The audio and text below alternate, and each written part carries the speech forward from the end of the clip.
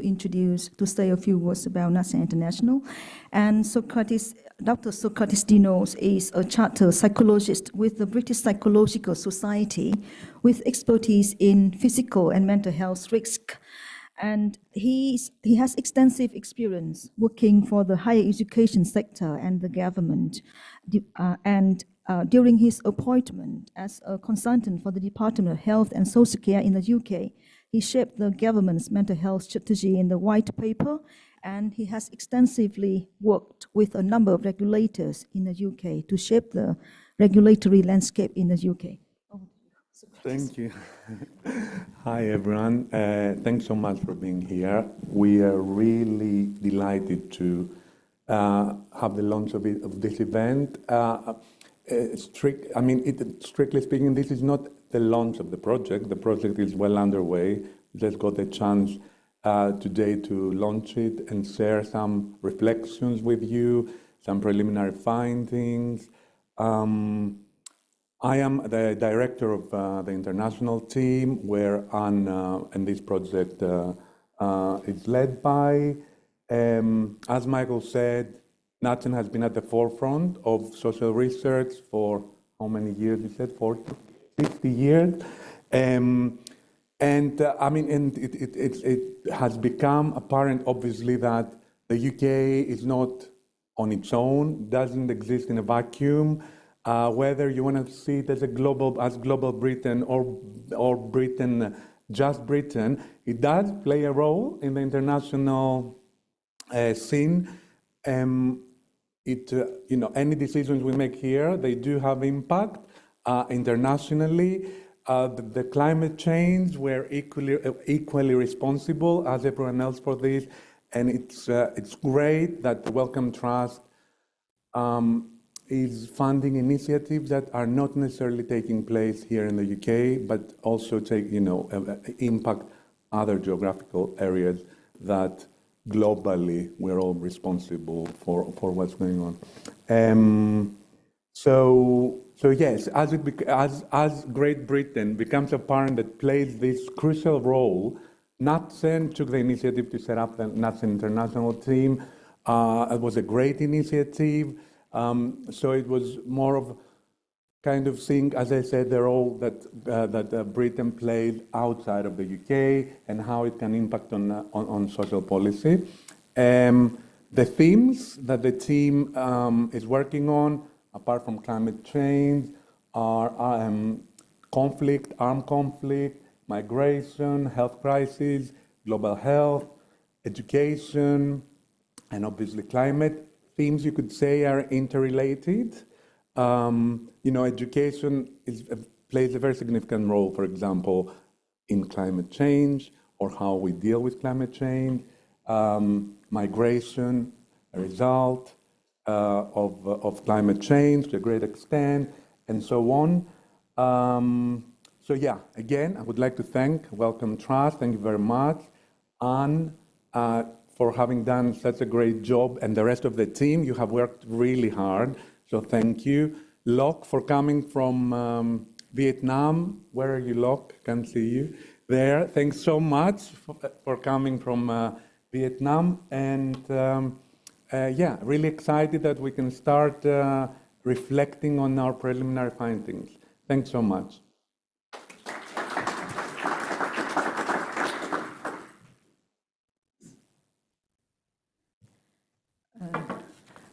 Thank you, Socrates.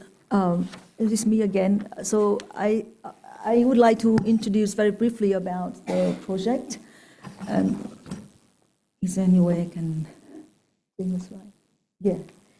So here's the title of our project. Essentially, we look into the health impacts of climate change on precarious outdoor workers in Vietnam. So you will ask, why this project? Why precarious outdoor workers? So let me start by showing you these photos of the workers who really inspire our work. And these are the photos which we capture from our field work. This is not AI generated though. And they are the real faces of the informal outdoor workers we are engaging with. So who are they? You can see they are street vendors, they are construction workers, porters, and motorbike taxi riders. And these workers, they are keeping our cities running. They are the backbone of urban economy.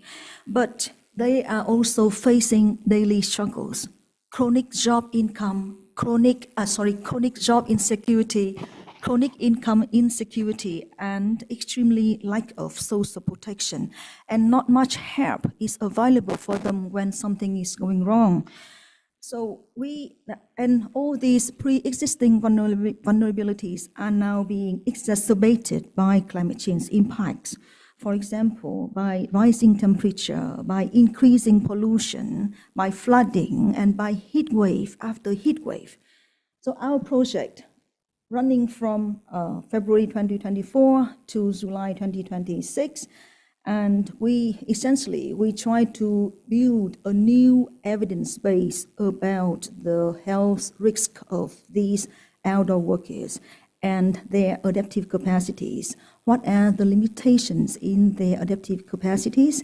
What are their coping mechanisms, and how the government can do to support them? But we are not stopping producing new data. From the day one of the project, we have been working closely with the governments at the different levels to translate our findings into the actionable outcomes. And these outcomes will try to prioritize workers' health at the center of climate change adaptation and mitigation and climate policy response. So we focus on 4 major cities in Vietnam. You can see here in the map, Hanoi, in the capital in the north, Da Nang, the big city in the central region, and Ho Chi Minh City, the largest economic hub in the south, and Cần Thơ. It is the large hub in the Mekong River Delta. So why we selected these 4 cities? Because they represent different climatic conditions, different climatic zones, and they are the economic hub with the high level of informal outdoor workers. So you can see, for example, Hanoi in the north, it has a subtropical climate and characterized by hot, humid summers and cool winters. And Ho Chi Minh in the south, Ho Chi Minh City in the south is characterized by tropical climate with constantly high temperatures and 2 distinctive dry and rainy seasons. And Cần Thơ in the Mekong Delta has tropical monsoon climate and is heavily impacted by flooding and heat stress due to its location in the Mekong River Delta. And so to conduct this research, we use mixed methods and co-construction of evidence with the workers, a series of the surveys and qualitative interviews, systematic evidence review, and importantly, we co-construct the new evidence base with these outdoor workers.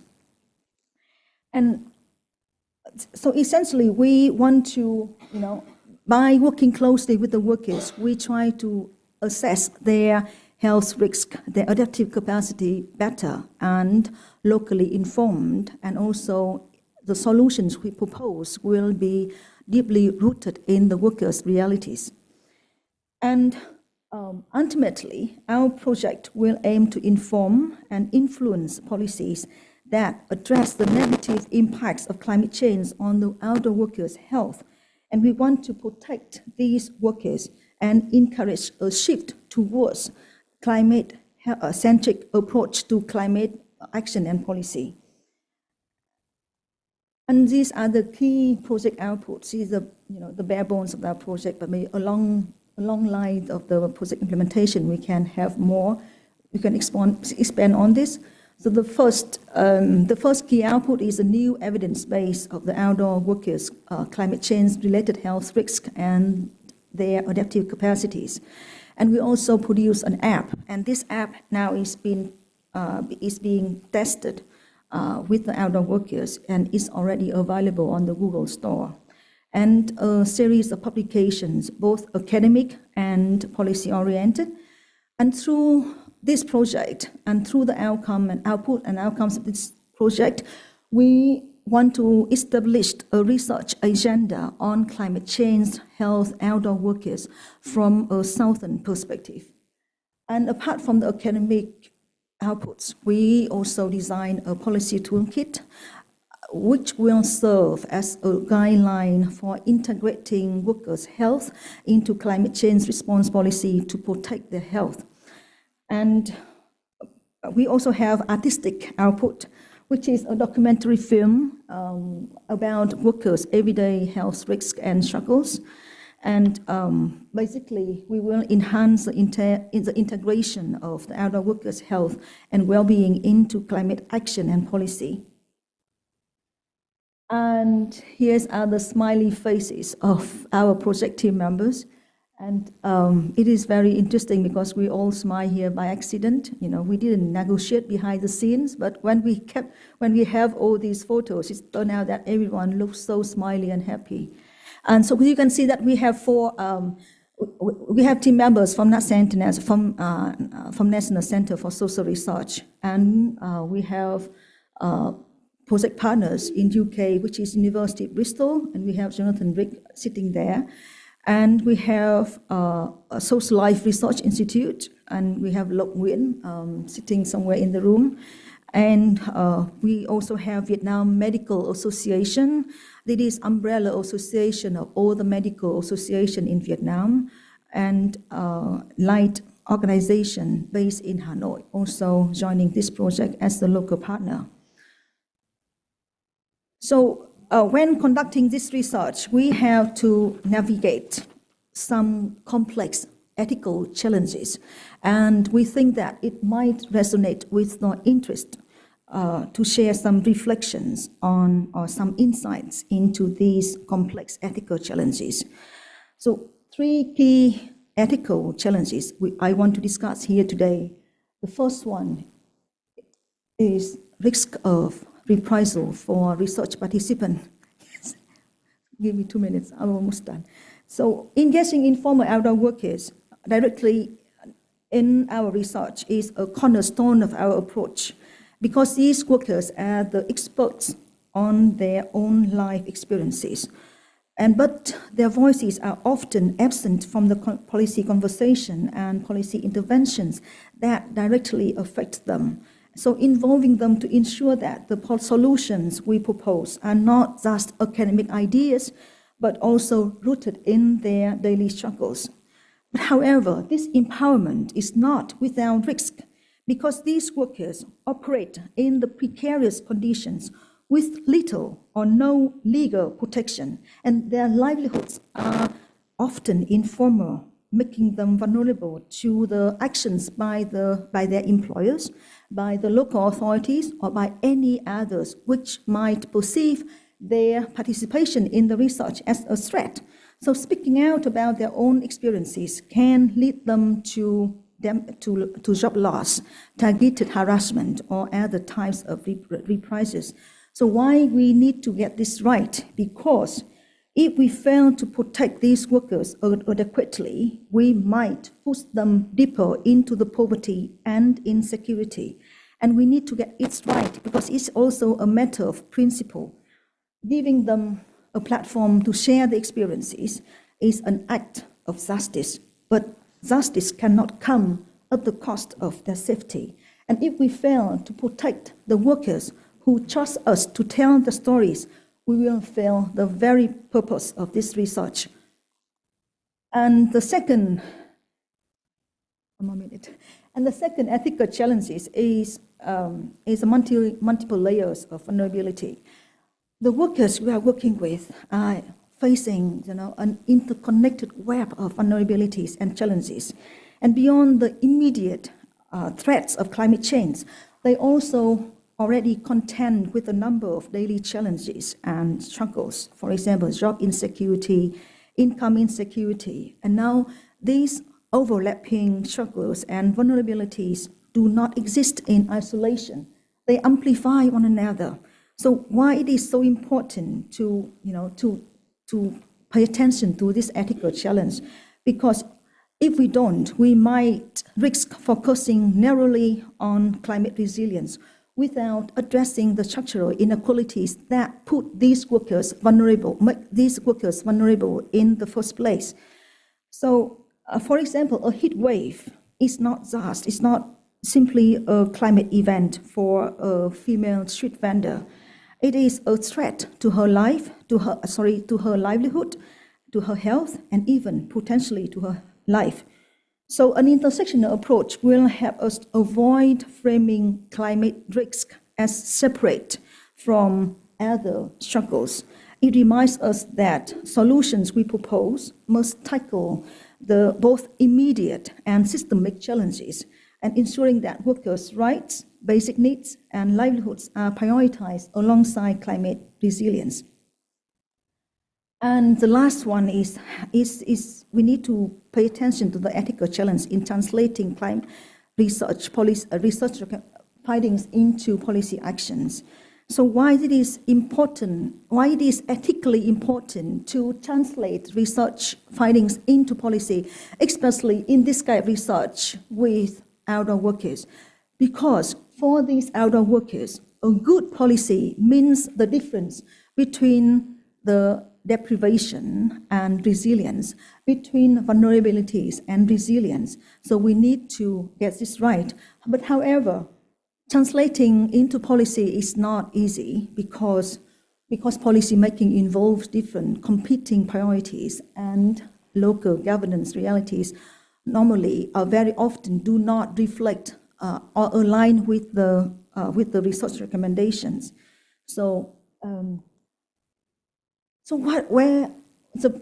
In terms of project implementation, we have made almost 1/3 of our journey, but humbly speaking, we have made quite positive progress.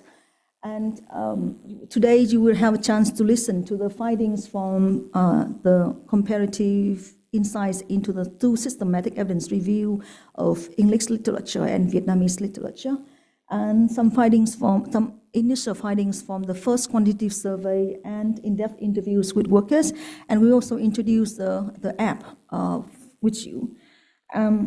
So I think today we also make our project website go live, and we also launched the research paper that look into the systematic evidence review of the impacts of climate change on the outdoor workers in urban Asia. So please check it out, and I should shut up now so that we can move to something more exciting.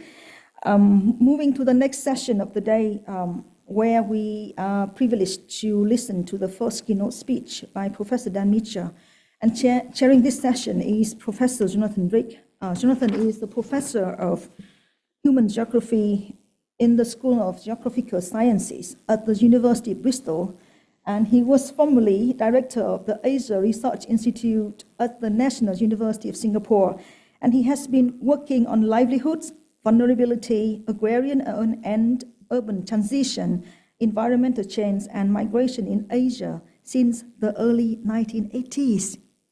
And he has undertaken fieldwork in different countries in Asia, for example, Laos, Thailand, Nepal, Sri Lanka, as well as in Vietnam. And he also the co-lead of this project. Over to you, Jonathan.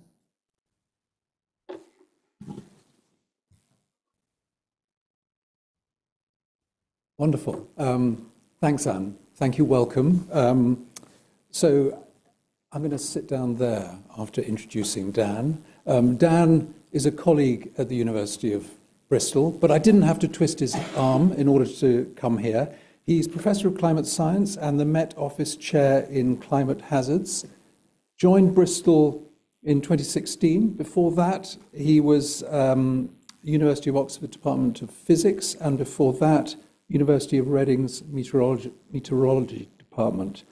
And his research interests focus around weather and climate extremes and how they impact society, and has a strong focus on what we're talking about today, which is climate and health. And he's leading the UK climate change risk assessment on health and well-being. And an important component of that is trying to see how the UK links in with debates in other places. And I see he also likes to dabble in the atmosphere of other planets, especially Mars, which is kind of appropriate right now, isn't it? So I think what we're going to do is Dan's going to speak for around about 30 to 35 minutes, and then hopefully we'll have 10 to 15 minutes for Q&A. We're running a little bit late, but we'll manage that. Dan, welcome.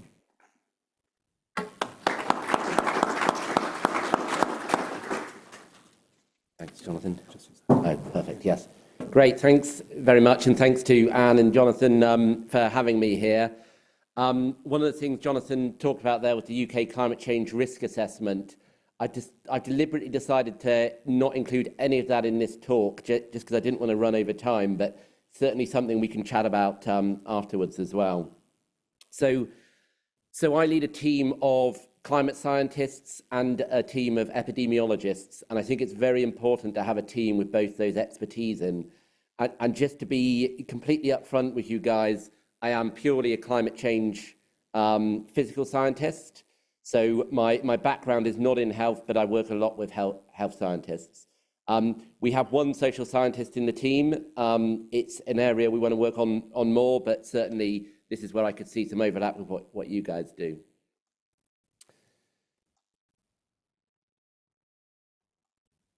Okay, so this graph here this will be familiar to many of you. It's a very common graph where we talk about essentially how do you get to impact. So the disaster risk component of that is health impact in the context of this meeting. So this is a schematic that from the IPCC, and we talk about the intersection of these three areas. We talk about weathering climate events. That's really our hazard. So in the context of Vietnam, I guess it's not just weathering climate events. We're also interested in things like air pollution. We're interested in landslides, so those sort of things, I guess. So hazard is one large component, and then vulnerability and exposure are two other bits. And Anne spoke very nicely about some of the exposure and vulnerabilities that outdoor workers would experience, which is very unique to their capability. So in this talk, I'm going to give you a global perspective on climate and health, and then I'm going to focus on Vietnam in certain places. What's the World Health Organization's global position on climate change? It says quite clearly that it's the biggest health threat facing humanity. I certainly think it is one of the largest health threats. I don't think that's a particularly useful statement, if I'm honest. I think there are interweaving problems, and climate change is very good at exacerbating those problems. Whether I would say it's the biggest health threat, I think is an open question. The other thing they say, and this is a very widely quoted number, is that climate change has already caused 166,000 deaths, additional deaths per year. And they list 5 health conditions here where it's from.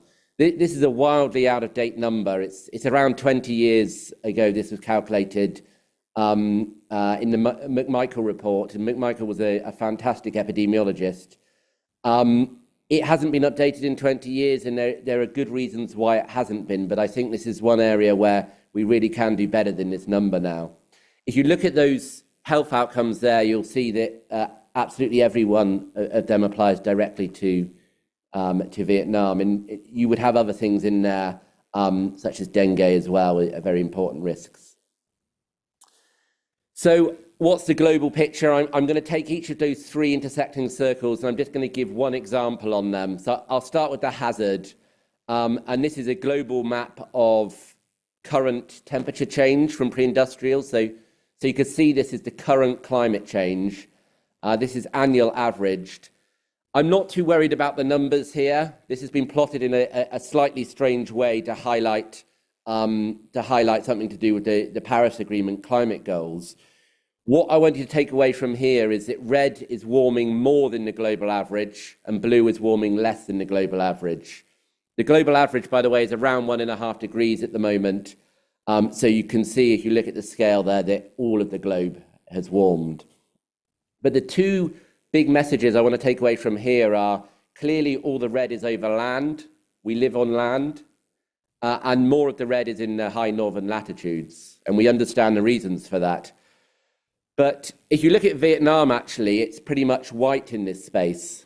So Vietnam, I guess, is one of the few countries in the world where it's actually warming at the same rate as the global average. And the reason for that is it's closer to the equator and it's close to the coastal regions. This is just in the annual average, by the way. If you look at seasons, you would see some bigger differences in Vietnam. The other plot I've got up here is focused in on Vietnam. It's actually just showing the annual mean temperature, so it's not particularly useful quantity for my talk. But what I really wanted to show you here is this is the typical resolution of our data. So if you look at Vietnam here, you can see how blocky that data is as it's plotted. This is around 0.5 degree longitude data. So whenever we talk about global models, we often talk about data sets of this scale. 0.5 degree is around 50 kilometers, and that's probably about the narrowest part of Vietnam. So when you look at things like this, you can see that Vietnam is essentially can just be a single grid box in our global climate models. And if you were to look at some of the larger cities like Hanoi or Ho Chi Minh City, you would see that there are only really a couple of grid boxes in these global models. We've got really good techniques of getting higher precision data, and we can get down to 10 kilometers, we can get down to 1 kilometer, depending on the sort of application you look at. But in a global context, this is what we look at. So what about the vulnerability circle? This is just one measure of vulnerability from the World Meteorological Organization.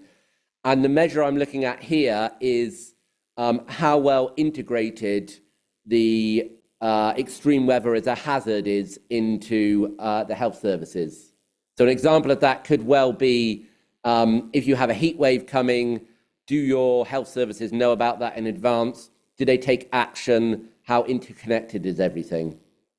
It's quite a derived quantity here, and I wasn't involved in this report, so I don't know exactly what's gone into it. But you can see with the rather blurry image, and I'm sorry about the blurry Vietnam image, that actually, by this metric, Vietnam is very competitive with the rest of the world in terms of how you forecast some sort of meteorological hazard, and then it filters through in some way to aspects.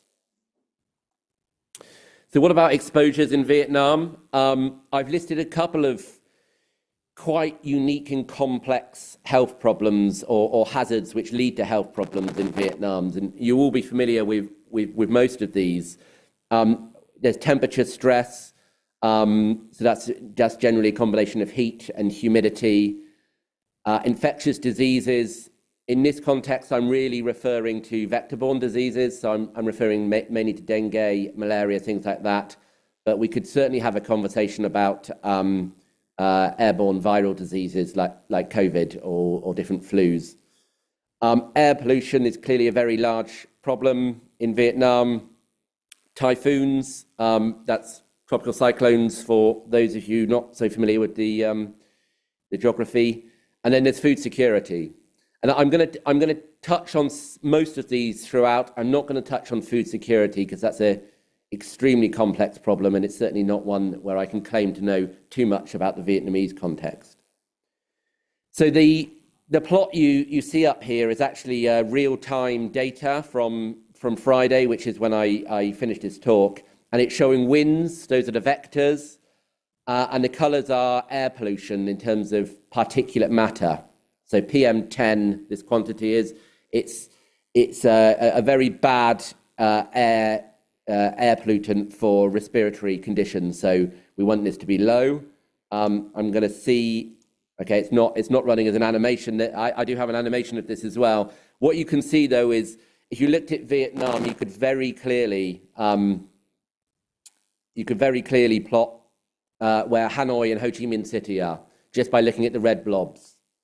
Again, I'm not too worried about what the actual quantities here.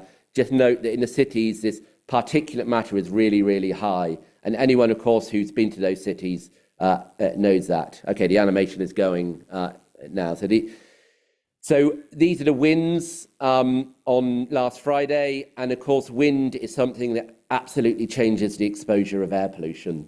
So if you've got strong onshore winds, you can essentially blow air pollution out of cities depending on how your city is built. So in American cities, air pollution can get a lot lower because the way they build their cities is very gridded. In UK cities, we have relatively high air pollution because we've built our cities around lots of very complex things, normally defending against the French or something like that many years ago. The other big blob you see here is in Bangkok, and you might think, well, Hanoi and Ho Chi Minh City are probably not quite as bad as Bangkok. But on Friday, actually, there was this press release about the air pollution in Bangkok being so large that they closed over 350 schools. So very serious condition there, very strongly related to a number of things. Some of it's weather, some of it's infrastructure. So car exhausts, burning of medical waste, those sorts of things. So now a very different type of exposure here. This is Typhoon Yagi in 2024. I'm sure some of you will be far more familiar with this one than I was. This is the sort of thing in the UK just makes our news, but it's not that big in the news. So I spoke about this one last year. So typhoons are incredibly complex hazards because they're very multidimensional. There's a wind component, there's a flooding component, there's a humidity component, and there are much longer lived effects of these things. With Vietnam, you do have a little bit of a land blocker. So you can see the track of Yagi here. Whenever a typhoon goes over land, it loses its energy. It's getting its energy from the ocean, in part anyway. And so really, when the ocean temperatures in the South China Sea here are particularly warm, especially the upper layer, that fuels these things. And that's one of the things that happened with Yagi here, is it actually managed to gain a lot of energy on its approach to northern Vietnam. So we saw around 300 Vietnamese fatalities during this event. And they are extremely complex. And when we talk about hazard, exposure, and vulnerability, you can really find all those dimensions in a typhoon. So this is a cartoon that a colleague of mine made in Bristol, and it really shows you 9 different aspects of tropical cyclones. So this isn't unique to Yagi. This is a sort of general schematic. The top left one is showing twisters. So tornadoes often spawn from tropical cyclones. They're very intense vortices of wind that can rip apart roofs and things. You've got heavy rain, heavy wind, falling objects, storm surges, flooding, landslides. And then the last 2 are some sort of longer term impacts. One is infectious diseases. Things like cholera, for instance, are quite common after typhoons. And then the final one, and it's one we don't talk about too much, is the mental health component of tropical cyclones. And this can be very long-lived. If you've lost your home, you've lost family, or you've just lost your access to primary or secondary care, then these things. There was a paper in Nature a couple of months ago which showed that the long tail of these tropical cyclones was actually of the order of a decade in terms of health outcome.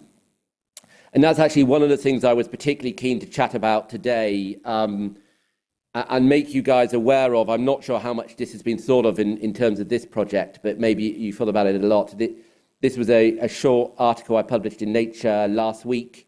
So this is the first talk I've given on it. And it's really a call out to the community to say, we're really good at understanding health impacts of short exposure events. So heat waves or flash floods. What we're not good at is understanding persistent exposures or slow onset exposures. And I can give you some really good examples of those. One might be, for instance, if your background temperature changes a lot, then nighttime temperatures increase, your sleep quality goes down. There's a really strong link between cognitive decline, dementia, those sort of things in sleep. Another slow onset, a fast onset but slow delayed impact is in women who are pregnant. And if those women are exposed in the 3rd trimester if the fetus is in the 3rd trimester, you often see some links to cognitive difficulties in children decades ahead. You see changes in hypertension and things like that. So these are things where the mother was exposed, but decades later you see the health outcome. They're very hard to model these things, and so the studies that have come out are very localized at the moment. So that's really a sort of call there. How would you get to those sort of longer term exposures? This is quite a complex schematic here, and it's actually to do with the UK. So this here is a group of experts in the UK came together, and it's what we call a structured expert opinion. A lot of the larger reports on climate change and health use a lot more expert opinion than perhaps would be apparent from the headline statements. And the reason it's so important is we can't model most of these things. And as scientists, we often try and say, here's some data, here's some sort of mathematical model which gives you an outcome such as mortality or number of 999 calls or something like that. And that's great. If we can do that, that's great. But very rarely do we have the right data of the right length at the right spatial scales we want to. And I think I'm sure you'll come across this a lot in Vietnam as well. So often we know a lot more about a problem than our data or our modeling will say. For instance, a study was done in Thailand. You could probably use some of that if it's a similar context in Vietnam. And that's essentially what an expert judgment does. So up here, every bubble is a different health outcome from a hazard in the UK. I'm not going to go through the whole thing. I'm just going to highlight that the larger the bubbles here, the larger the problem. So cardiovascular disease and respiratory disease from heat or cold are the two biggest problems in the UK right now. You'll see the infectious disease bubble is particularly large in the UK. Infectious diseases here cover things like viral diseases like flus and things like that as well. So that's why it's so large. What you'll see towards the right of the plot are some of the longer exposure problems. So things like sleep disorders, renal disease, so that's persistent droughts and heat waves on renal functions, kidney functions. It's worth saying that although I'm the first author of this paper and I've published this data, I certainly don't agree with many of the points on this graph. And that's one of the issues with leading these sort of things is this is the collective opinion of a group of experts. It's not my opinion. And so the sleep disorders circle and the renal disease circle are, in my mind, a lot larger in the UK. So this is one example of a not necessarily constrained by mathematical models where we got to the health outcome. So moving on now to the need for stricter evidence. I talked a little bit about how we really get strict evidence, and that's often using reliable data, very good mathematical models. That gets you to a number. Then taking that number and turning it into something meaningful becomes very difficult. And I'm really excited to hear some of Anne's talks about how you're going to do similar things for outdoor workers here in Vietnam. So I'm very happy to be challenged on this, but I would say the place where you need the strictest evidence on climate change is in a court setting. And this was a paper published by Miles Allen from Oxford about 20 years ago now, called Liability for Climate Change. And essentially he's asked the question, will it ever be possible to sue anyone for damaging the climate? And this is an area of climate change called detection and attribution. Miles was my PhD supervisor, so this is the area that I very much concentrate on as well. And I would feel that if you can make the health evidence strict enough for a court setting, it should be strict enough for politicians and to be integrated into adaptation plans. And so I'm not going to talk about the policy side of things, but I feel there's a lot of crossover here. And it's worth mentioning that Miles only wrote this. This is in the journal Nature. This is the author information, and I'll just read it out. It says, he's writing here purely in the capacity as a chap at number 73 who was after some sandbags on Saturday the 4th of January. And the story behind that was Miles's house got flooded in Oxford in 2003. And suddenly he sort of thought, well, surely we can say something about the climate change signal of this very specific event, not just climate change in general. So this area of detection and attribution is really how we get the strongest evidence in climate change. It's a very mathematical field. It involves running extremely complex climate models in different modes. This is quite a complex graph here, but essentially it's just a time series of globally average temperature. The black line here is our observed globally average temperature. And I just want you to concentrate on two colors. One is the orange, which is essentially how we're modeling climate. And you can see it sort of pretty closely corresponds to the black line, which is great. And then green, and I'm sorry if anyone here is colorblind, because I don't think that's particularly colorblind friendly. Green is where we use our climate models, but we don't put the human emission component into it. So carbon dioxide, aerosols, those sorts of things.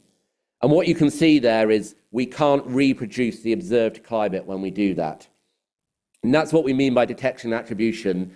It's running different climate simulations, and then we use some statistical regression methods to say the statistics of the natural climate is not consistent with the statistics of the observed climate. And you can do this for trends, climate trends, or you can do it for specific events. And the paper I just spoke about with Miles was about how you do it for specific events. And essentially it comes down to shifting a distribution, which is the other figure on here, looking at that.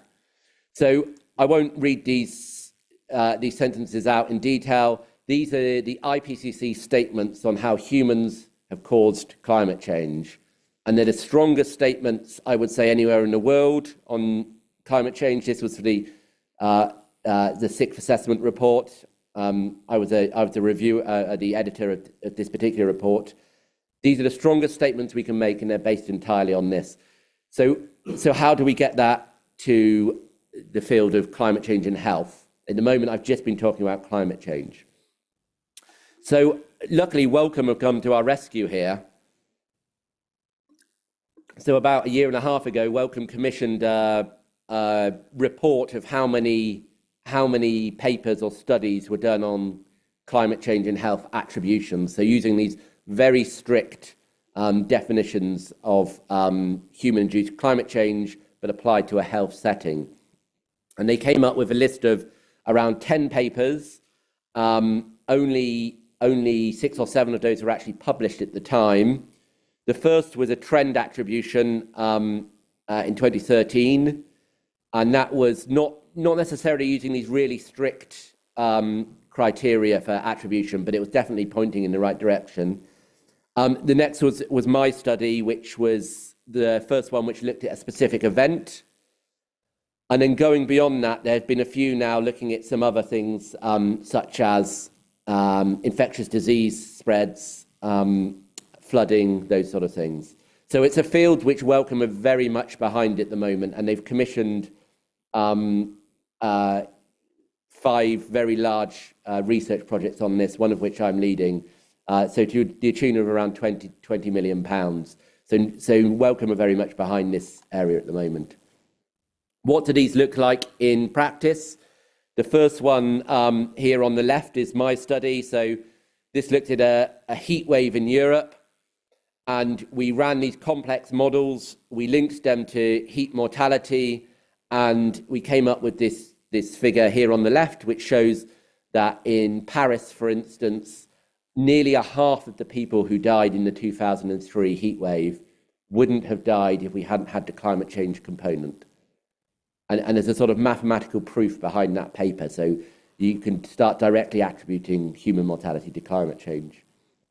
Some colleagues at the London School here in, actually just down the street, then expanded this to all countries, and you'll see if you looked closely here that Vietnam is in here. There is a caveat that the observational mortality data going into Vietnam is particularly poor. It's only Hanoi and Ho Chi Minh City, and it's less than 3 years of daily mortality data. So the uncertainties on Vietnam is really large, but it's very nice to see it in there in this context. And what they're saying here is around 40% of mortality during heat waves in Vietnam is attributable to just a climate change component of it. It's a very significant number there.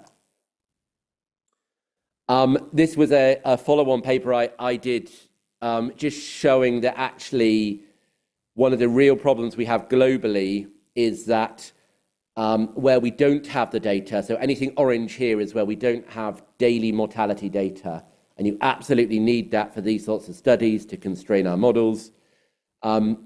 Actually, if you look at the major population growth spots around the world, they're all where we don't have this data, so there's a real global problem there. Very, very quick, where has this been used? Where it has been used, this area detection attribution has been used in court settings. This was a 3-year court case that my group were consulting on in Ontario, and it's where a group of younger people brought a case against the Ontario government and essentially said, we're really suffering because you haven't done enough to reduce your carbon emissions. And we calculated the numbers exactly to show what their health outcome was.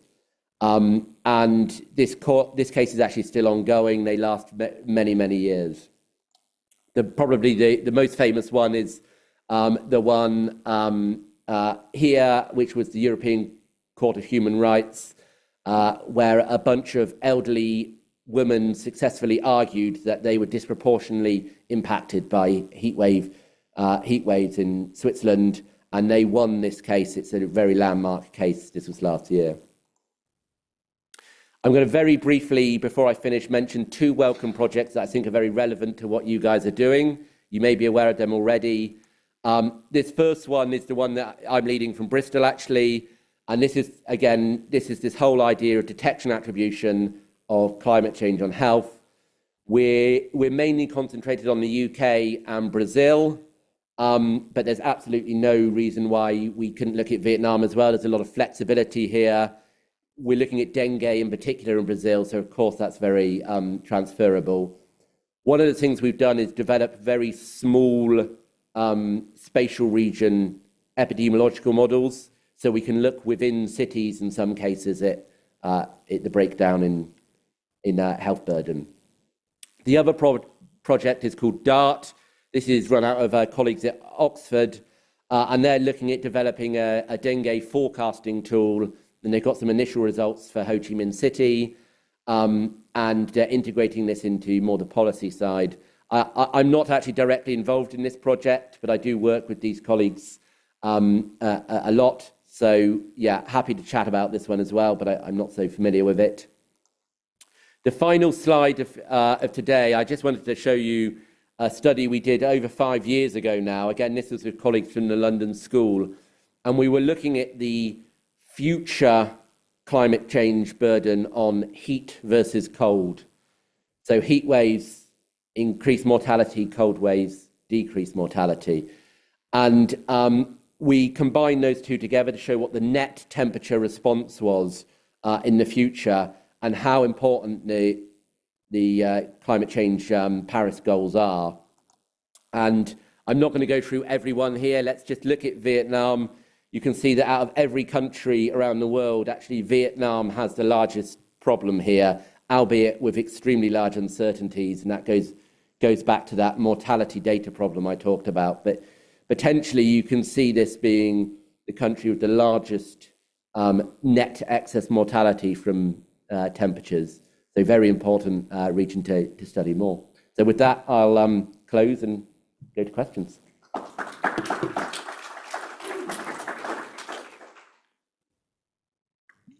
Wonderful. Thank you, Dan. We have a hard stop for coffee at 1:15. So we've got 5 minutes for questions. But of course, Dan will be with us the whole day. So do corner him if you want to kind of ask about any part of his presentation. So maybe I could take, let's say, 2 questions. Do we have any questions from the floor?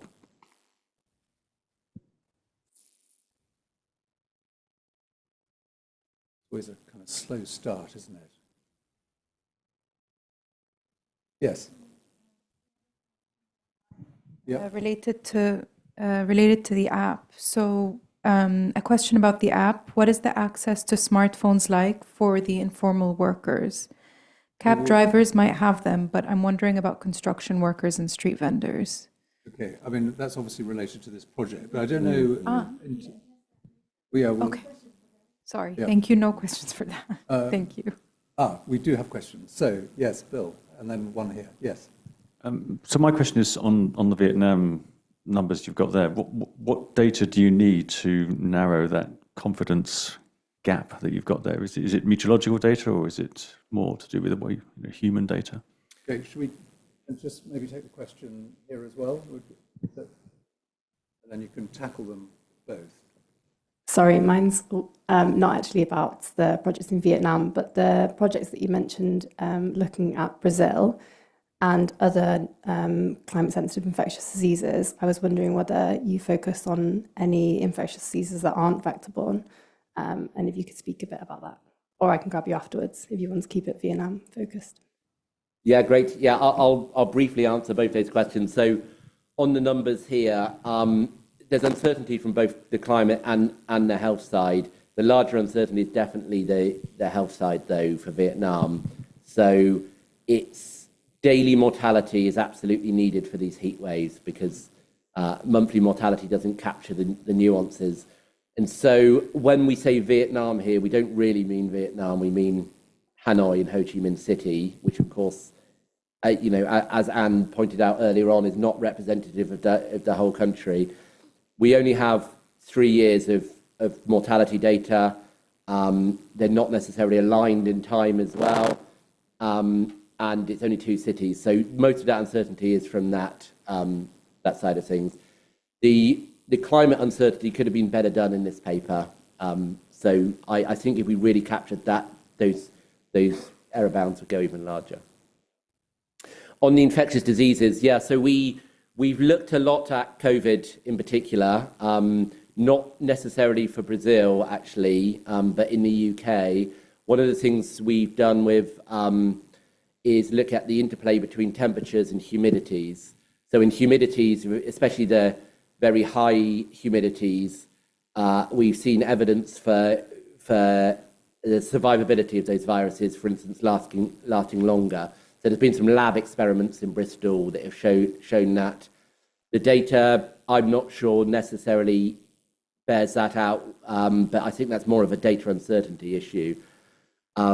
So yeah, we've looked at a few different things, not in the context of Brazil yet, though, but very happy, yeah, to get your expertise on that in the break as well.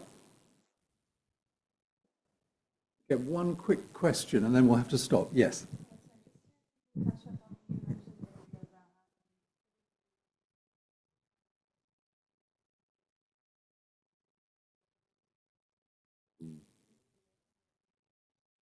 Yeah, just very quickly, and that was a generalization because, of course, not all US cities are like that. But if you in the US, then often they have their streets pointing in one direction and then the other, so north to south, etc. And so often they're quite gridded. And that was in general because they built a lot of their cities around efficiency of cars, whereas a lot of the European cities and, in fact, Asian cities, they've been built over much longer periods of time. Potentially there's a lot of topography there trapping air pollution, but if you've got straight lines and you've got air blowing, then it's just a very efficient way of getting the flow through. Whereas if you've got lots of things interconnected, then there's lots of barriers, and so you get a lot more stagnant air, I guess. Right, in a moment, we'll just thank Dan for that fantastic opening. Just to say, we'll be hearing from Dan again with the final panel. We have a kind of a panel session there, and Dan will be part of that. Now, I think we have a quarter of an hour, so we have to be back here at 11:30. But please join me in thanking Dan.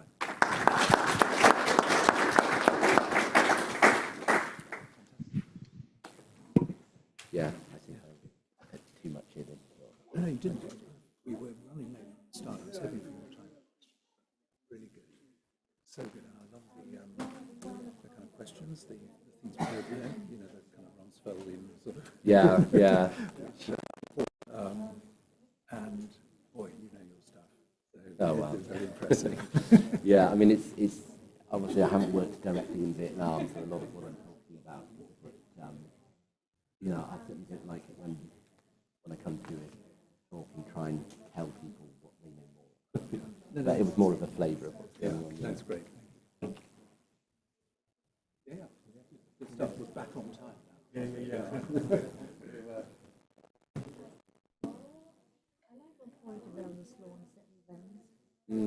Yeah, it is. Yeah, and the major climate health reports, even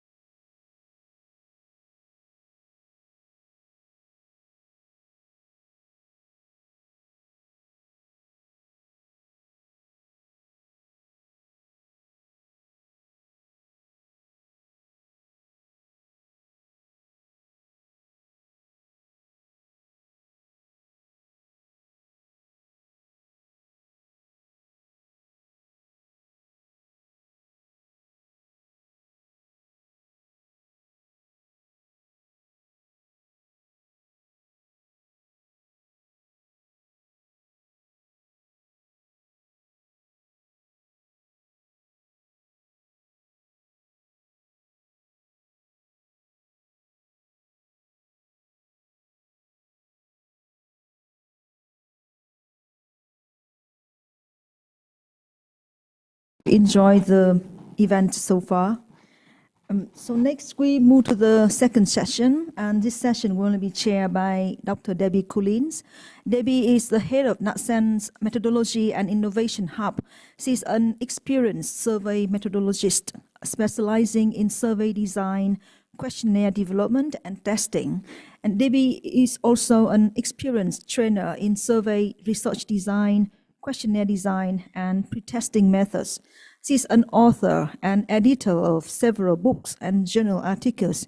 She has completed PhD at the University of Southampton, looking at the teaching and learning of social research methods online. Over to you, Debbie. Thank you. In this session, we're going to be looking at the methodological insights, ethical challenges, and value judgments related to this work, and probably extend beyond it. I'm delighted that we have two speakers for this session. We have Professor Mike Parker, who's a professor of bioethics and director of the Ethox Centre at the University of Oxford, who's going to talk about value pluralism, the values that shape individual health decisions and government priorities when addressing the nexus of climate change and health. And also, I'm delighted to welcome Professor Nugent Tulloch, who's president of Social Life Research Institute, and as Anne mentioned earlier, has travelled here, having recently been very unwell, so we're very grateful to him for being here. He's going to talk about co-constructing evidence through community-based network research and participatory methods, a methodological approach to the impact of climate change on outdoor workers. Both speakers are going to speak for about 20 minutes each. And we'll take a break after Mike's talk for about 5 minutes for some initial questions. So for those of you who are online, please remember to put your questions in the Q&A online. And for those in the room, we'll be catching each other's eye. So without further ado, let me pass over to Mike.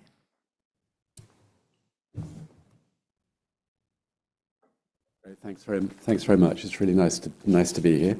My talk is related to my title, but it's not quite as good as the title makes it sound, unfortunately. But anyway, hopefully we'll have an interesting discussion afterwards. I'm very grateful to Anne for inviting me here today. We met at a global forum for research in bioethics in research in Malaysia earlier, just before Christmas, and we sort of noticed we had a lot in common. So I'm really grateful to you for inviting me here today. I thought I'd start by just saying sort of three kind of pieces of work, three reasons why I'm here. So describe three pieces of work that I'm happy to talk more about, which I think are relevant. So the first is I chaired the Nuffield Council on Bioethics, for those of you who don't know, is the UK's sort of national ethics. It's not committee exactly, but an ethics advisory group. I chaired a 2-year working party on the ethics of research in global health emergencies, which brought together people from all around the world, an expert group for 2 years, and published its report in January 2020. That wasn't designed. It was 2 years' work, but obviously that was perfect timing in many ways, and so that led to lots of work for WHO, and I was involved in SAGE during the pandemic. But it led me to think a lot about, well, what are the ethical questions that arise when you're doing research in the context of an emergency? And there are a whole range of questions about what counts as an emergency. Does climate change count as an emergency, or is it only kind of very kind of acute things like earthquakes and stuff? So the really interesting set of questions there. The second piece of work that I'm doing that I think is relevant is, for the last 15 years, together with colleagues in Southeast Asia and in Africa and also in Brazil, been running something called the Global Health Bioethics Network, which was initially a capacity building initiative to build capacity in research on ethics in low middle income countries. But over that time has become a much more even network with kind of equal partnerships. And essentially now it's a network or a platform for doing research on ethical issues in global health. And it's been a very kind of dynamic and really interesting thing to be involved in. One of the partners in that is OCRU, the Hospital for Tropical Diseases in Ho Chi Minh City. So there's a kind of connection there. And one of the pieces of work I've done as part of that with Vietnamese colleagues, not urban, but more rural in Vietnam, has actually been looking at the difficult choices that farmers have to make so they're running small farms, often on the edge of poverty, basically, living on marginalized land. And their farms involve keeping lots of animals around the house, so pigs, ducks, and so on, all in an environment which is very conducive to zoonotic transfer of disease. So lots of potential there for creating opportunities for infectious diseases to spread. And the project that the group were doing was on what work can be done to help them to understand the risks associated with their farming practices, particularly that, but also uses of antibiotics for fattening up animals, but also for keeping them free of infectious diseases. And the challenge there is that even if they recognize the risks associated potentially to themselves, but more broadly, it's incredibly difficult for them to make those changes because all of those factors together are what supports their livelihood. So if their pigs are smaller, they don't sell them for as much money, and so on. So it seems like a very similar kind of set of problems. They're outdoor workers, but they're not in an urban setting. And the project, if in case you're interested, does have a website. It's called Health in the Backyard, where farmers were given cameras essentially to take pictures of themselves and their work and to talk about the challenges they faced. So it might be of interest to you. And the thing I've been very interested in that work, and also in my other work, is the idea of the moral worlds of people who find themselves, who are well-intentioned people primarily. They want to do the right thing, but they find themselves in situations where there are a whole lot of pressures which make it difficult for them to do what they think of and perhaps understand as the right thing. Most of my work has actually been in the context of genetics in the UK, where people are working with families. But actually in the context of global health, I've been doing a lot of that work too, and I'll come back to it. But those farmers are a good example of people who have a moral world that's complicated. They have to navigate it. They have pressures from their families, pressures to do with their sense of their overall obligations to the wider world, and the need to make a living and so on. Which comes in a way to the legal question, I think, in some ways. Who's responsible there for those actions? Is it those farmers?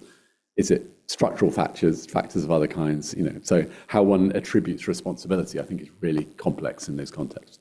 And then the third piece of work that I'm doing that I think is relevant is I'm very fortunate to have a Wellcome Discovery Award for a project called Antitheses. And that project is looking at polarization and disagreement and how we might develop tools for engaging effectively, as academics primarily, but with understanding and engaging with polarization and disagreement. So that's relevant because if we want to make progress in relation to things like climate change, antimicrobial resistance, the future uses of AI, whatever it is, that's going to involve, at least to some degree, collective action. It's going to require countries, regions, people to find ways of finding some shared values, or at least some agreement to move in a direction which makes sense. And the trouble is we live in a world which is increasingly polarized, where countries have different values, commitments, and priorities. So how does one go about thinking about that and in the context of polarization? So that project is a 5-year project looking at polarization and disagreement. And it seems kind of relevant to this, I think, in kind of interesting ways. And I'm going to look in that project at ways of linking with the Vietnamese colleagues and colleagues elsewhere to see how that might work. It's quite a theoretical project, but the idea is to be as practical as possible. So those are kind of 3 pieces of work which I think might be relevant. They're all about ethics. The ethical questions is at the heart of all of them. And so that's what I'm going to talk about today, which is what might be the value or the interest of bringing an ethics lens to this work. And in a way already did that at the beginning. But essentially, I want to say a bit more about that. And the general kind of journey of the talk is from research ethics through to research on ethics. So trying to expand the circle, really, of thinking about how we might think about ethics. And I hope this will be interesting. It's a bit less well prepared than most of my talks. About a whole range of family things going on, but that's the general direction. So So first of all, just want to acknowledge the ethical landscape around the work that we're talking about here. So many of the ethical questions that are relevant to this are very large-scale structural problems to do with global justice. I'm not going to engage with those today, but that's the background here, and we could spend a lot of time looking at ethical issues at that kind of level. But I think there are 3 other ways in which ethics might be relevant and an ethical lens might be useful here. So the first is the ethics of research. So I'll come to that in a moment, and you identified some retributions, for example, as a problem potentially. So I'll talk about that first. But also, I think there are two other ways in which ethics might be relevant here. So first is ethical issues in the day-to-day practice of research. So you go through the ethics approval process, you get ethics approval in presumably the UK and Vietnam, local host and sponsor research. And then you start the project and you realize there's a whole range of other ethical stuff that happens in your day-to-day work that, for obvious reasons, wasn't included in the ethics approval, and it couldn't be because it's just stuff that arises in the day-to-day work. And I think that's really, really important. And one aspect of that is to do with the nature and the scope of researcher responsibilities. What does a researcher do, and what ought a researcher to do when they find themselves, for example, getting to know an outdoor worker very well, and recognizing that they could do something to help that person in maybe even some small way. How does one maintain the researcher role, but at the same time, insofar as it's possible and appropriate, meet one's responsibilities and obligations to those people? How does one negotiate that frontline, the ethics of being a frontline researcher? I think that's really, really interesting, and it's not the kind of thing that's generally talked about in much detail in the ethics approval process. So that's one thing I think would be interesting. The other is ethics as an object of study in its own right. So my guess, without knowing anything about outdoor workers in urban settings in Vietnam, is that those people are, as an important part of their life, is going to be navigating moral questions. So an obvious one would be, how do they manage their concern about their own health with their obligations to their family, to their children, for example, and so on, and their wider community? And what are the kind of struggles, the moral struggles, in addition to kind of merely practical struggles that they face in that day-to-day work? To what extent do they consider themselves to be moral agents? And to what extent do they consider themselves to be moral agents who are constrained in important ways? So in the context of healthcare, the context of moral distress has become very important. So the idea of nurses, for example, who are stuck in situations where they have limited resources, limited time, they know what the right thing to do would be, but they just can't do it. And how does one live with that as a moral agent, I think, is an important question. It strikes me that that might well be a feature of some of the lives of the people that you're researching. So that, in a way, this kind of says everything I wanted to say in my talk, which is that actually an ethical lens might be quite useful in a whole range of different ways. But what I wanted to do really was sort of start from, what time did I start? I have no idea. Am I meant to finish at 10 too? Yeah, okay, right, fine. So I won't spend lots of time going through this. Okay, so I wanted to start off by just saying, this is the way we tend to think about research ethics when we're coming to it from this. So we tend to think of it as having essentially these three components. I won't go into them in detail. So stuff to do with consent. To what extent do we feel confident that people have sufficient understanding and freedom of choice to make a decision about whether or not to participate in research? In the context of ethnographic research, research tends to be open-ended. So how much certainty and specificity can you give them? That's inevitably going to be, to some degree, limited. So what counts as an adequate understanding, I think, is a really important question. Harms and benefits to participants, how does one think about that? We heard about some of those earlier. So the possibility of retribution, for example, seems an obvious harm. Risks of privacy, in the way you covered up their faces in the photographs, for example. Usually we think about these two things, and then the value of the research itself. So here, benefits to future people. But the way we think about these things is often about the ways in which they relate to each other. So we can accept a certain amount of risk and harm in the context of a research project if it's useful, if it seems likely to generate useful understanding, but only as long as people have sufficient understanding of that and making a choice. So if people are making a choice to participate, the risks may be acceptable. However, if the risks get too high, we may say, actually, we shouldn't be doing this research, even if people want to be involved in it. So in the medical context, if there's a really serious risk of death, even if people don't want to be involved, even if people do want to be involved and they understand, we may want to place some constraints on that. So that's the kind of way in which those things work together. And the important question in research ethics is how we balance those things, because it's not like a tick list, it's about judgment and about how one explains and justifies what one is doing, as Anne did earlier. An important context, I think, in the context of thinking about research ethics is the way in which we think about vulnerability. So it was the case until fairly recently, let's say the last decade, where the default position was that vulnerable groups should be excluded from research unless you can make a really good case for their involvement. Classic case being pregnant women, but also children, young people, people with diminished capacity. But that was also true in the context of global health. But there's been a really big shift in the last decade to the idea that it's actually the exclusion of those groups that requires justification rather than the inclusion of those groups.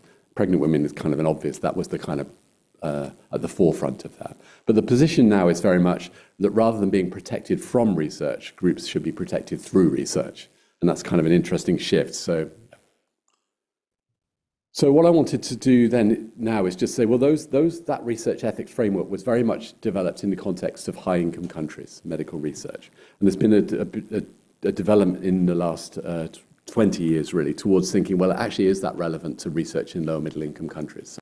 I don't have time to go through all of this now, but I think a couple of things to highlight here.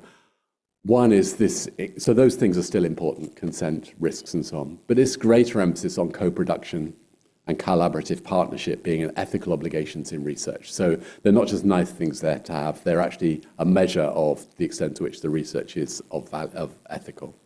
The idea of social value. So this is the idea that the research ought to have some relevance to the local context, some possibility of benefits to that context.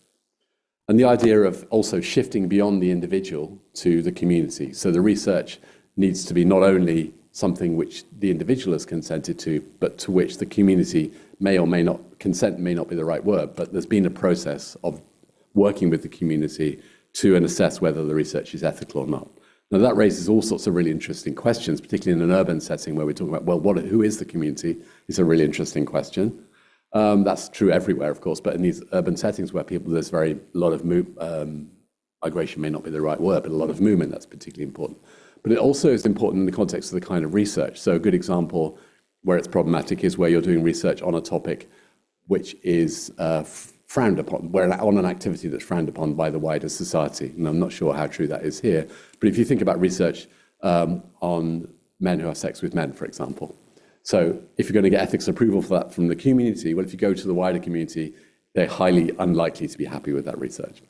So that wouldn't necessarily be the right community to go to. You would want to go to a relevant group of men who have sex with men, for example, or vulnerable groups.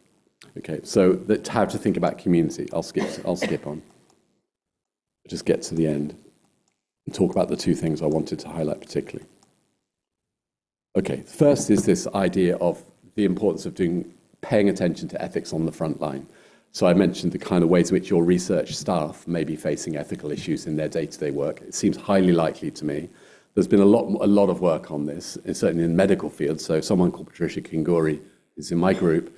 But there are groups all around the world that are doing this work. Well, what's it like to be? How do researchers identify and navigate ethical issues in their day-to-day research practice? This idea of moral distress being an important component of this. And I think that's a really interesting area, and maybe these groups could do some work on sort of writing. That would strike me as a really interesting paper. And the other, which I think would be really interesting, would be to do some work on the extent to which ethical questions and ethical worries are a key component of the lives of the people you are studying. It seems highly likely to me that outdoor workers are struggling with moral questions. And this is an important question. What's the right thing for me to do here? Should I be doing this? Should I be doing this work? Well, it may be short-term benefit, but what are the implications on my family if I get sick, etc.? So I'd be really interested in the moral lives of outdoor workers. I think that could be a really interesting choice. Why do they make the choices they make? To what extent are they a community? To what extent do they talk about these things? To what extent do they have choices? And if they don't have choices, what's it like to be a moral agent struggling with those kind of problems? So I will stop there. I could have said a lot more, obviously, but I won't. Thank you. Thank you, Mike. So do we have any immediate questions for Mike?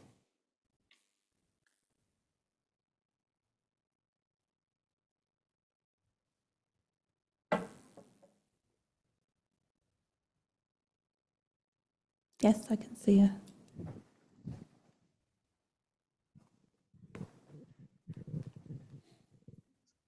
Yeah, Mike, that was great. Thank you. I'm kind of surprised there hasn't been work on those moral questions at the front line, because, I mean, we all face them. I mean, if you're doing field work, they're always... So, you said, an interesting output of this could be, some reflections on those questions, but I'm puzzled that there hasn't been more of that, because It's part of doing fieldwork. Yeah, no, so I misspoke. There has been work done on that. I wrote a paper in Social Science and Medicine quite a long time ago about ethnography and ethics and how one thinks about those things. But there's been a lot, that was more theoretical, but there has been work. And someone, I mentioned Patricia Kingori is a good example who's done that in the context of African researchers in Africa. But there are others, and particularly in anthropology, obviously, there's a lot of, that's a key component of the kind of the ethics of anthropology to some extent and qualitative social research. I guess the point I wanted to make was there has been interest in that, and I think this could potentially be a place where, because you didn't mention that as an aspect of the project, it strikes me potentially it could be.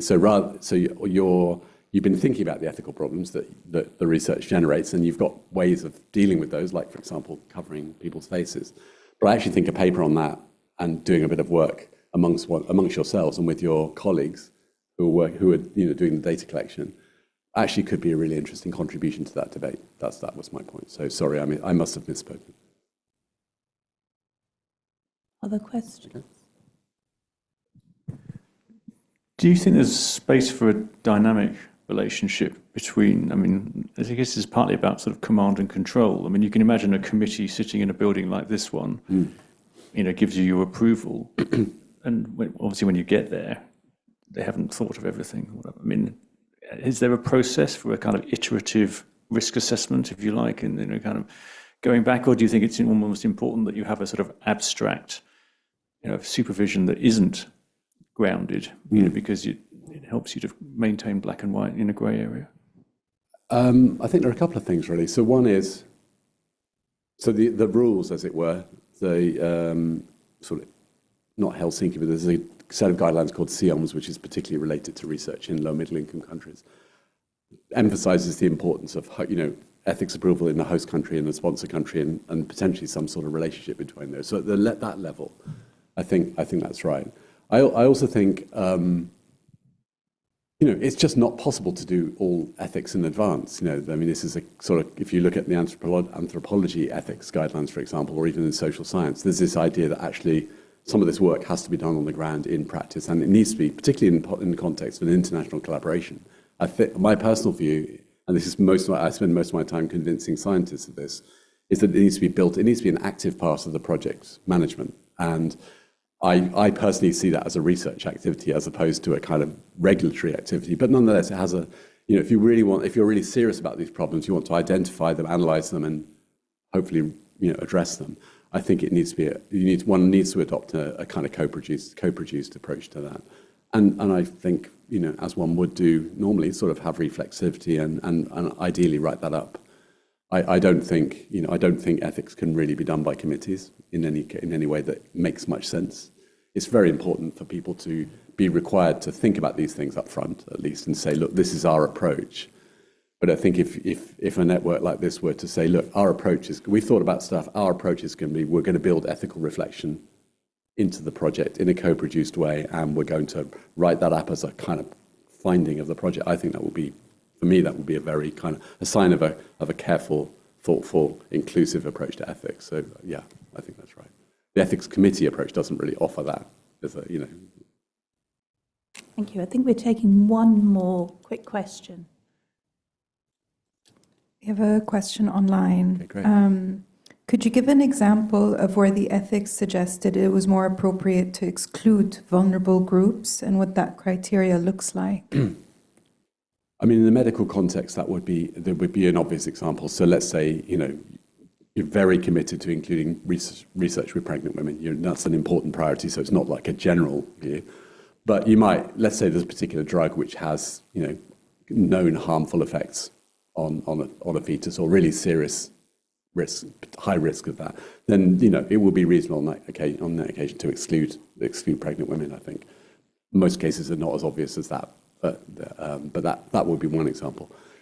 I'm of the view that exclusion requires justification. So I'm much more of the view that as long as people understand to some degree and are willing to take the risks are more often, in our kind of research, the risks are more often social risks of the kind of, then I think, then I would err on the side of inclusion rather than exclusion, because I think exclusion from research has really important consequences for vulnerable groups. So that, I think the ethical problems are more often than not to do with not doing research rather than doing research. Thank you very much. Thank you. Okay, So I want to now move us on, please, to Nugent Law. Thank you. Thank you.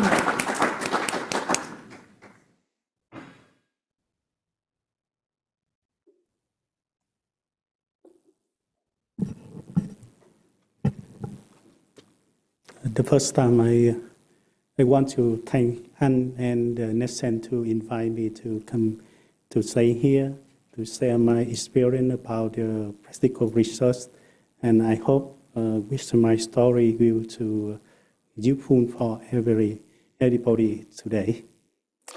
With my topic to present about the construction evidence to communicate pay network research and participatory methods. I would like to take the story to begin the mentoring question. I think that's the 5 main question. The first, why the outer worker, particularly the vulnerable to climate change, and how they express their daily life. And the second, what made their worker invisible in the traditional research, and why the conventional methods in on source, and how can we develop research approach which respects worker reality while maintaining academic rule, and what role the communities pay network play to building bridge between two researcher and the worker, and how the ensure to research to create lasting value for both academics, the community, and the worker themselves. So we focus on how to conduct evidence with the communities can lead to more the meaningful and the impactful research, the outcome. That's to answer the question. I want to focus on the precariat outer worker. Who are they? I think that's the most vulnerable among the vulnerable social group. They are the disadvantaged, the population that facing the poverty, immigration status, and the older age and the education barriers. And about the employment status, the employment job without the fitting employer, the self-employment, and the local check, or the protection and also no social security benefits. In Vietnam, when we to research the outer worker, I recognize that they have to pay the social pay. Some people to share with me, they look them that they like the fishermen, the waiting and the watching for customer. And if they get no customer, they can buy food, they can pay the house rent, they can pay the cover the children for the school fee. I think that's the difficult for precariat outer worker in Vietnam. And the working condition, the outer worker environment is the weather exposure, along irregular hour and the daily income independency, then how the physical demand and immediate safety to measure. That's the barrier to when to research the healthcare access. About the economic barrier, the limited share, saving and low have to insurance, and the high out of pocket expensive and can force to meet the workday. The practical barrier, the significant wait time. In the convenient house, the customer lost something and no sick leave. Some of the people went to research and the observation. They also had insurance, health insurance, but they don't want to hospital. They want to buy the medical in the medical pharmacy shop, because if they want to hospital, they lost the day to get the money to care about the food, about to pay the house care and many free in the themselves. We also recognize that they are the hidden from policy and the research the cost. If we research in the precarious outdoor worker in Vietnam, they very difficult to know the total amount the outdoor worker because they are not captured in the official the naval statistics, and they also to informal nature of work and no formal registration system and difficult to track standard account the mobile and the training work the location. We also to like that the policy the pipeline the form outside the formal label the framework and limits the principle in the policy making the lack of informal the organization and the officer advocacy the trainer and the community employment status. That's the research challenges. When we do research, when we do data collection, we will to very difficult because that's the cattle and the mobile population, and the high evolution working hour and the profit the play and limited church and researcher and the high assembly the contracts. I remember when I to begin the research, when I come in the wholesale the markets, I introduce wholesale and introduce the aim of project. But some people in the wholesale they believe me in the researcher. They believe me in the lack financial because they also have been the trust before. So we have to come everywhere to just after that they choose me in the researcher. After that we will to research well. It's also the methodological issues. The traditional research the method don't fit. The high constraint for participation, the language and literary barriers, and limits to funding and the long term the follow-up. When to research about the how to research, we also had the challenges. The research design the barriers, the difficult to track the health history and the no medical to recall and the limited access to participant and the considered and avoidability and the mental health to reach the factor. And the research the participant the trend, we cannot export time of the research. It had income loss, research the formal institute and the private concerns and the limits the health literary. I want to raise the important what is an effective approach to research climate change is particularly precarious in outdoor worker.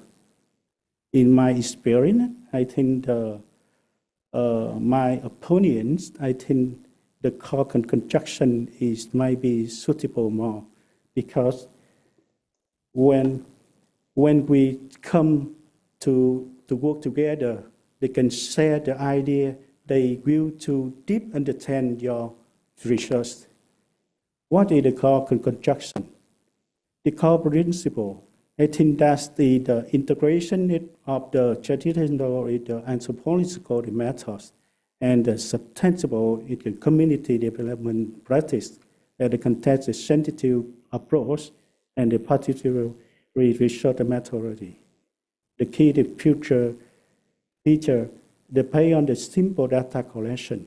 We have to judge the building focus, the mutual understanding, the development, and the adaptation between the contracts. I think that's the same when we plant the tree, we root the flower, we have to take year to peel the slowly, but can be lost instantly if did not handle with the care. And so that is very difficult if we to meet and to keep the relationship with the outdoor worker. In the research methods, because on to pay on the social network and the participant observation, not only have the over challenges in the study, the vulnerable group, but also to create the sustainable the value of the whole researcher and the community. That's we should to build the building trust and the connection and respect the participant reality and the empower community. We will focus on the building trust and the understanding. Depend on the social network.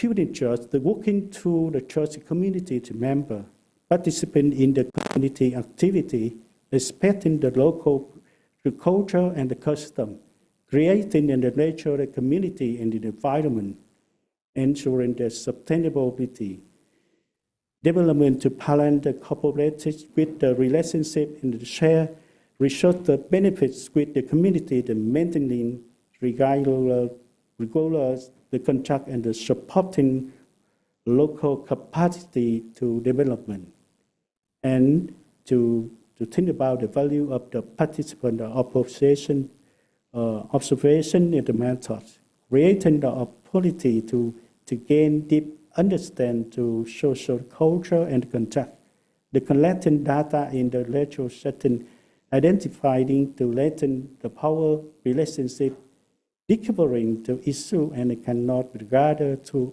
interview. And now how to conduct the research effective. We implement in digital practice the 3 phases. The first to entering the community, and the second phase is to form the channel to acquaintance, and the third phase to carrying the message to in dialogues.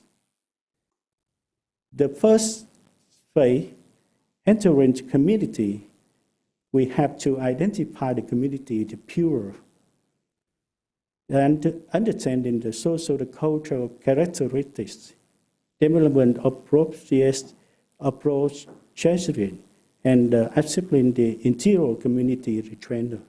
In the picture, that's the way to begin to have the meeting with the motorbike taxi driver in Da Nang and the Cần and Hanoi. We have to come to see, to do it together and to make the relationship. Because the first time we come, they shy, they don't want to communicate with them. But we had to adequate to come to make the research. So they open mind, they had a good plan, and after that we easy to communicate with them. And the second part to participate in the community activity to building trust relationship. In the picture, I'll remember it to try to work together with them, and after that we had to understand needs and interest, and we also to communicate to adjust in the method to pay on the feedback, and the third to carry message into dialogues. That's we had to set up the focus group to easy to talk in the trees. After that, we can also to invite the house. That's a very, very friendly researcher and the worker. Implementation test, we had to treat that. That's identify research areas. The first, we selected areas with the many other workers who are rich of the begin the practice of climate change. And after that, participant recruitment, the contact community organization, and the outer worker group to find research particularly. And after that, we call construction research. The research to position outer worker to the collaborator who have to shape to research plan to guide the data. Sometimes we introduce me to how to explain the social work that's room and inform to how to find, to share, and they participate to test and to using ICANN mobile app.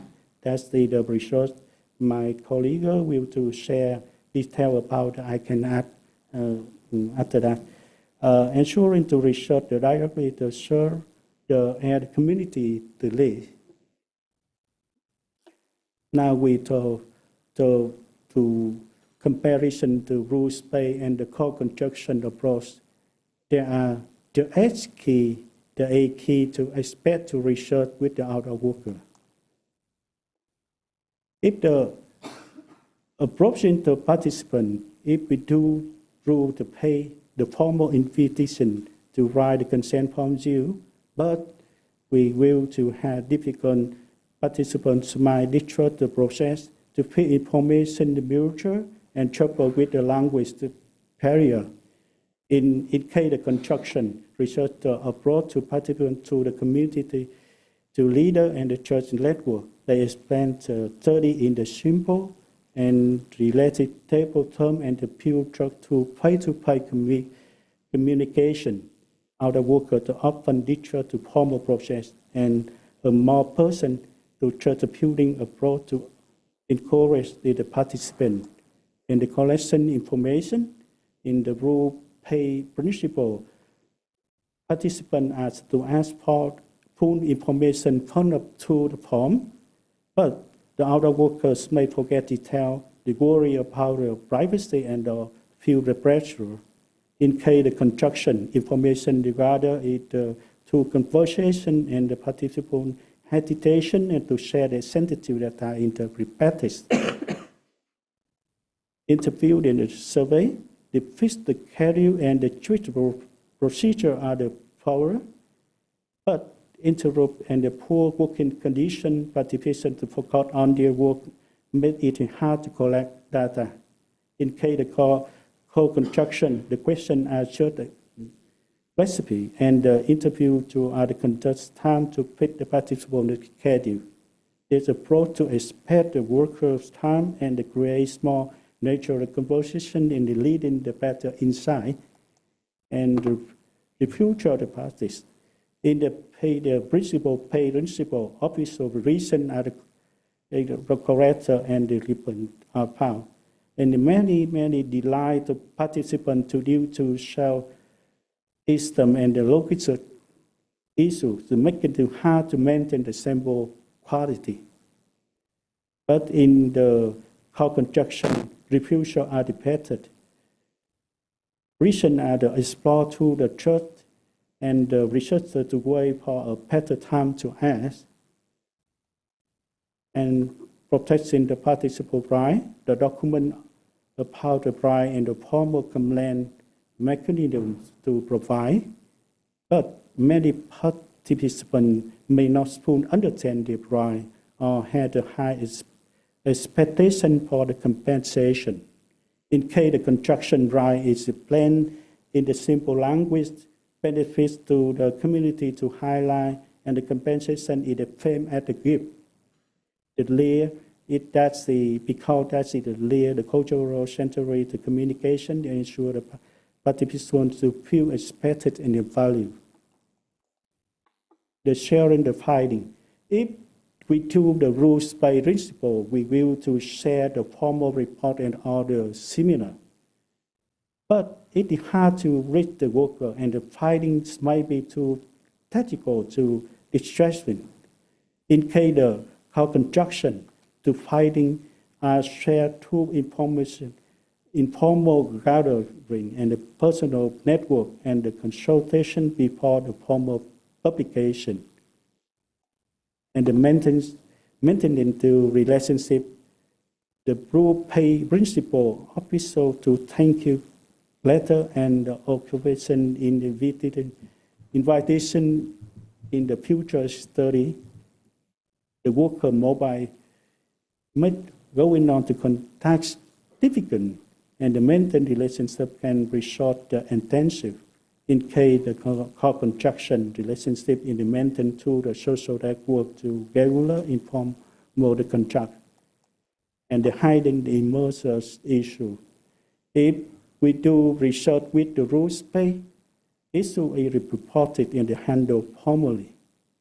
But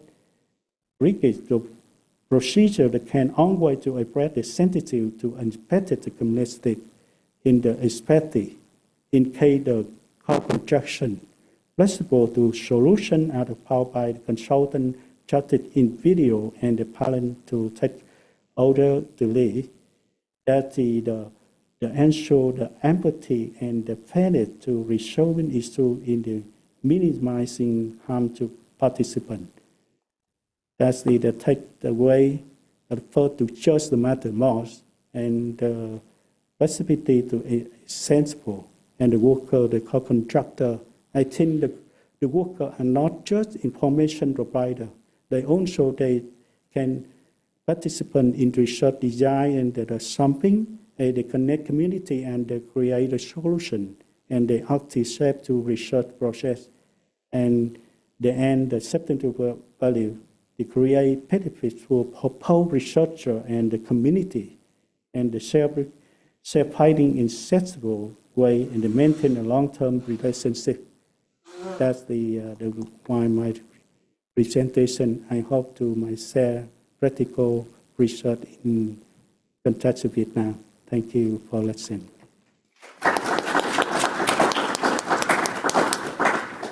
Thank you very much, Nugent. Any questions?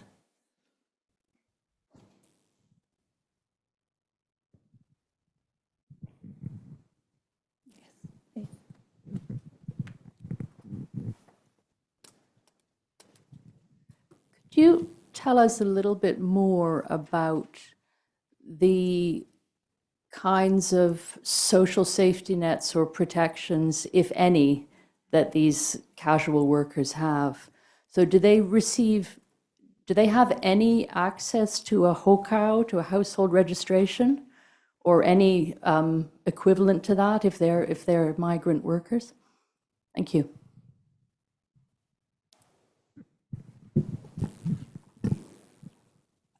It's mean to protecting the migration worker.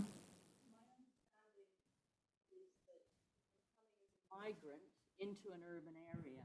Yeah. For a long time, you were not allowed to have a hokau, a registration.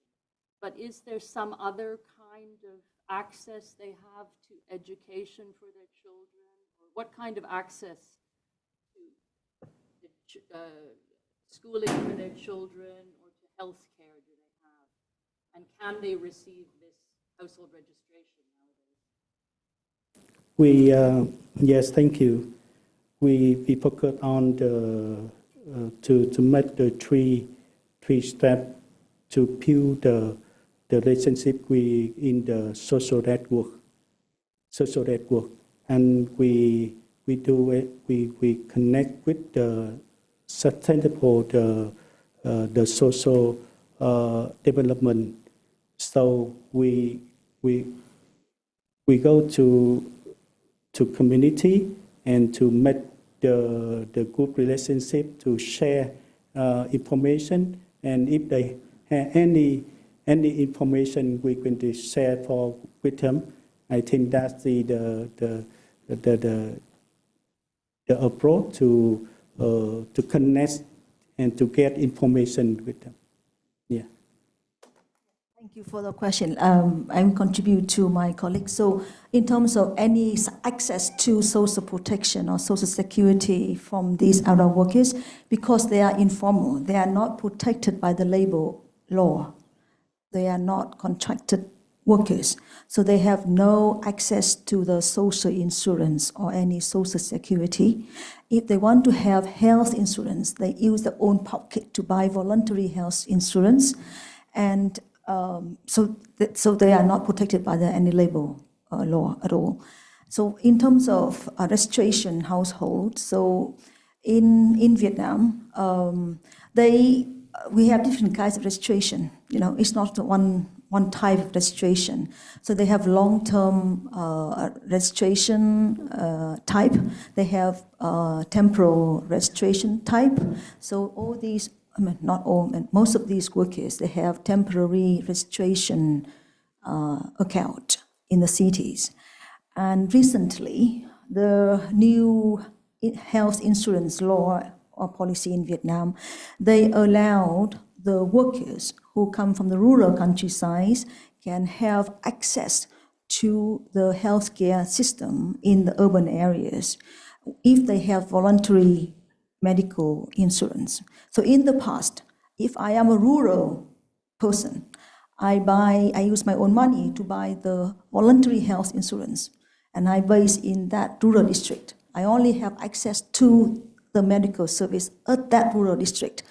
But recently, I think for the last year, just a change in this law that they allow people from non-urban residents who have access to the medical service in the cities. So the informal workers or the migrant workers, let's say, do not have to go back to their rural village to have access to the healthcare system, so they can have treatment in the urban areas if they have voluntary health insurance. Yeah. But the thing is, our findings shows that many workers, they buy voluntary health insurance, but they don't use it. As my ESLO has pointed out, because the waiting time in the public health system is so long, and they cannot afford to take one day of work to go to the hospitals. So normally they still go to the pharmacy in the street, to buy medicine. Yeah. I hope I answered the question. Thank you. I'm conscious of time. We were due to finish at 20 past. And it's gone 20 past. I just want to check with you, Anne, whether you want to take another question, just curtail lunch a little bit for a further question, or are people's tummies rumbling? Are there any questions online? We take a question online, because I'm conscious the online folks won't be getting the lunch that we are. One of the questions online was, did you face any challenges in terms of ensuring participation in some aspects of the co-creation work? So, for example, I imagine the sessions where you discussed results may have been difficult for some participants to attend, such as those working on sociable hours.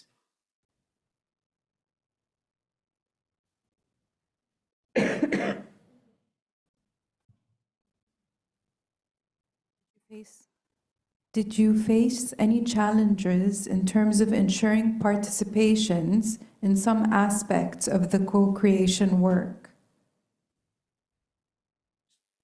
I think there was a particular query about the kind of results, wasn't there, and how sharing findings. Yeah, they just provided an example. So, for example, in terms of sharing findings with those who participated in the co-creation work, they were asking maybe if it was difficult for some participants to attend. Yes, thank you. We set up the network, social network, to the researcher and the community.